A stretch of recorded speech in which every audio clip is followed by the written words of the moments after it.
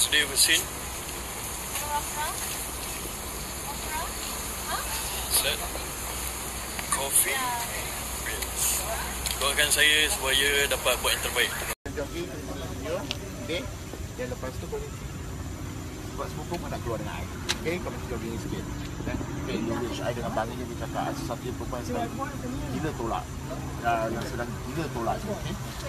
Yelah, you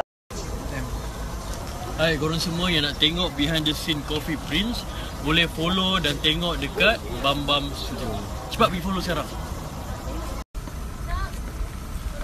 Okay, first day of the scene. Set. Coffee Prince. Doakan saya supaya dapat buat yang terbaik. Wow. Gimana bro? So dia jangan kata saya tak suka lelaki. Ucapan kek setan betul lah.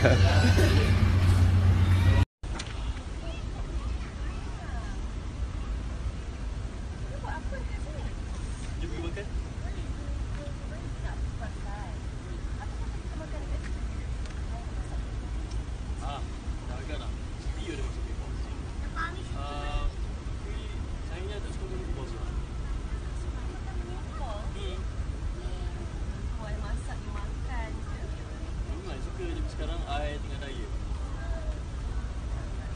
Jomlah kita pergi makan meatballs dengan orang yang suka makan meatballs. Macam tu pun tak nak. Why is this? Ni rosak yang bosan ni. Come on, jomlah. Cepat. Mira, angkat tangan saya.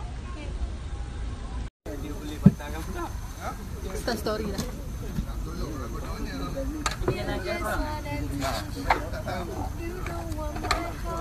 Sampai depan tu. Dia off frame. Dia cakap yang tadi. Nanti dia nak pergi Dana. Tapi okey ni. Dia highlight. Wish me luck and all the team. InsyaAllah.